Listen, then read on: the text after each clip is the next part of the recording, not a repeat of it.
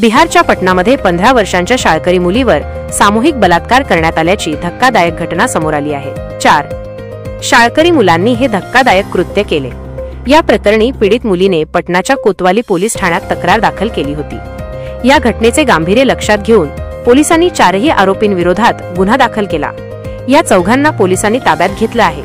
4ही आरोपी अल्पवयीन असून ते 8वी आणि 10वी मध्ये शिकतात। मिळालेल्या माहितीनुसार पीडित मुलीची इंस्टाग्रामवरून एका मुलासोबत ओळख झाली। त्यांची मैत्री इतकी वाढली की ते नेहमी इन्स्टावर बोलू लागले। मैत्रीचे रूपांतर प्रेमात झाले।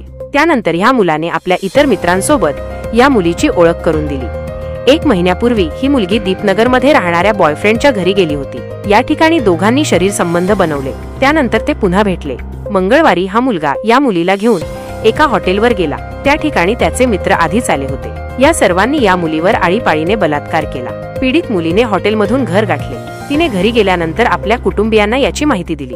हे ऐकून त्यांना मोठा धक्का बसला। त्यानंतर त्यांनी कोतवाली पोलीस ठाण्यात धाव घेत तक्रार दाखल केली। पोलिसांनी घटनेचे गांभीर्य लक्षात घेऊन 4ही मुलांविरोधात गुन्हा दाखल केला।